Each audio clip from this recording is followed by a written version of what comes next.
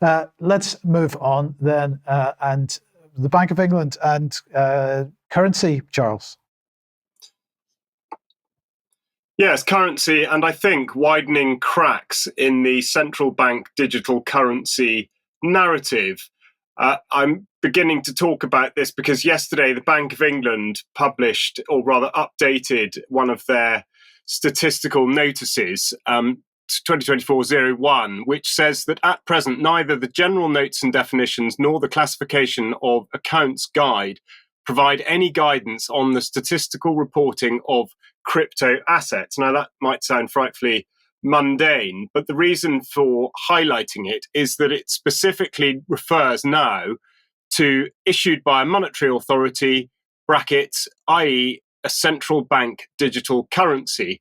Admittedly, under the guidance note, they still list this as cash, but nonetheless significant that CBDC has now worked its way into the fabric of the Bank of England statistical guidance, even though it is as yet theoretical in this country.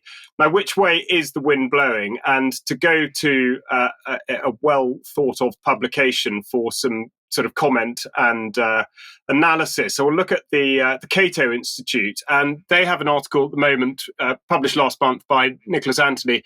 Global policymakers are still pushing CBDCs despite their failures.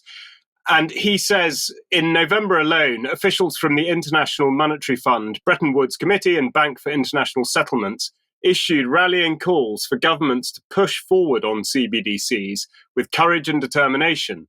But rather than double down on a bad idea and waste further resources in this pursuit, policymakers should let this idea go and focus on more fundamental reforms that would create a freer financial system.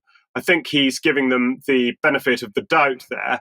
But what we should do is just to have a quick look at where in the world these things are being considered, and indeed whether this is in spite of their circumstances or because of them. So I think relevant that in Ukraine, they are putting forward the suggestion that there'll be an E-Hryvnia coming delivered by the National Bank of Ukraine. Israel, indeed, is suggesting the digital shekel. So there doesn't seem to be any barrier, as it were, to countries suggesting that this would be a reasonable outcome for their citizens, or indeed there are circumstances which seem to accelerate this. But what we should really do is take a look at where in the world these are being used and to what effect. So we go to Jamaica, where the Bank of Jamaica have issued what they call the JAM-DEX, and the way that they're trying to sell this on a retail basis, and of course it's retail that's critical because that's where the people are in effect captured. But the lines they're using is that it's going to be safe, it's going to be secure with a picture of a lock there, it's going to be convenient, so you can link it up to your smartwatch. And then if that doesn't advertise it well enough, they then say that for businesses, the first 10,000 eligible businesses will receive a one-off government payment of 25,000 Jamaican dollars in digital format, of course. And for the individual, from April the 1st, 2023, you'll be paid up to 2% back on purchases that you make. So the thing is that what they do is that they very much ignore how the money is provided to the individual. It's all very well the central bank saying that they hold the digital currency, but of course that doesn't deal with the interface between the bank and the customer, and that's done by a third-party provider of a wallet. And in Jamaica, they've partnered with JN Bank.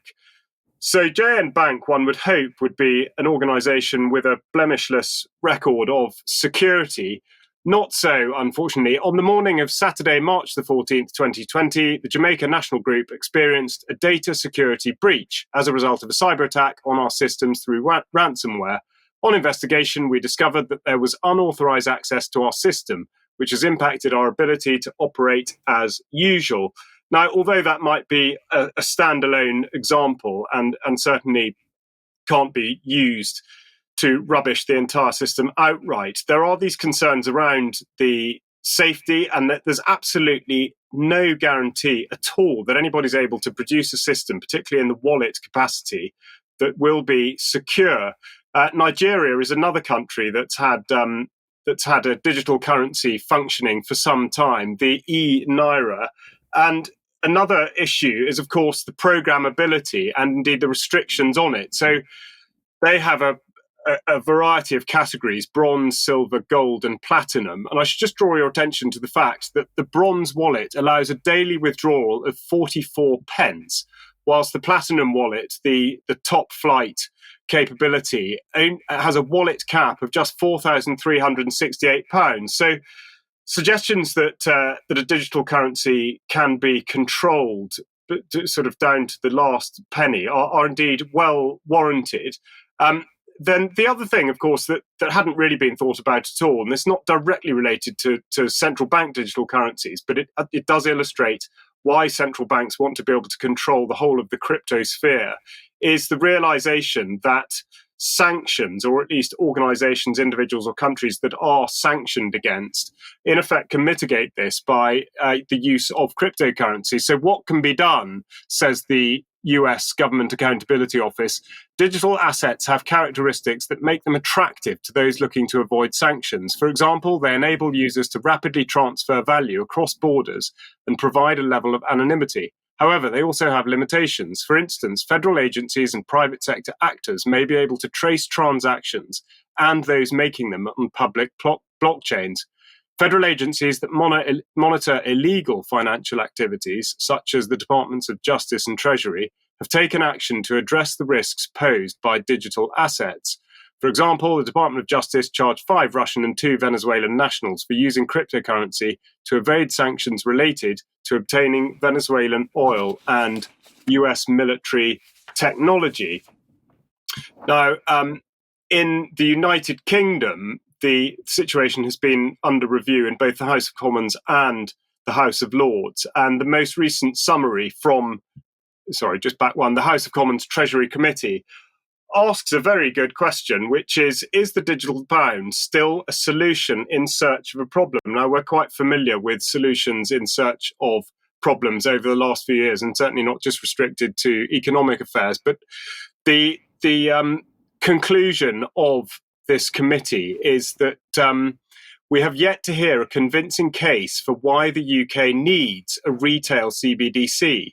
Whilst a CBDC may provide some advantages, it could present significant challenges for financial stability and the protection of privacy. So they do deal with some of the issues, but not all of them. And as I say, I return to the sort of dual vulnerabilities, first of all, on the cybersecurity hacking front, and nobody has provided any sort of evidence to suggest that this would not be an ongoing concern, but also the vulnerabilities of the tech platforms themselves to outages of some sort, and of course, complete chaos emanating from such a thing. So there does seem to be an element of pushback from, again, within the UK, the Financial Conduct Authority is pushing for cash to have a sort of enhanced status. They set out new rules to maintain access to cash in an increasingly digital world. This is from last month. They've proposed new rules to maintain reasonable access to cash for personal and business customers. Follows new powers granted to the FCA by the Financial Services and Markets Act 2023.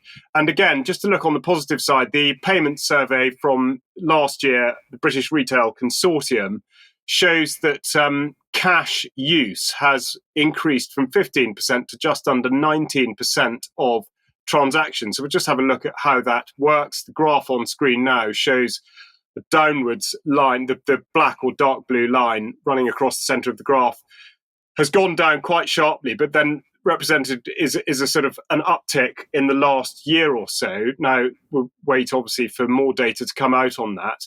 But to further quantify it, whilst there is a massive change over the last decade, the percentage of cash transactions has dropped from 52% now to 18.76%. But that is a significant increase from 2021. And also, of course, we have to factor in inflation, but the average transaction value is now up at £15.37. So I think how I'd like to close this out is just by saying that sustained pressure and campaigning on these sorts of issues does actually reap benefits, and the campaign to keep cash and the pushback on CBDC can really be seen to be working in this regard. And the other thing to consider with both the examples I gave of where it is in existence, Jamaica and Nigeria, is that another factor is, of course, the uptake of the currency itself, which has been absolutely pitiful. Nigeria probably outstrips Jamaica, but they reckon that there's only a 6% uptake.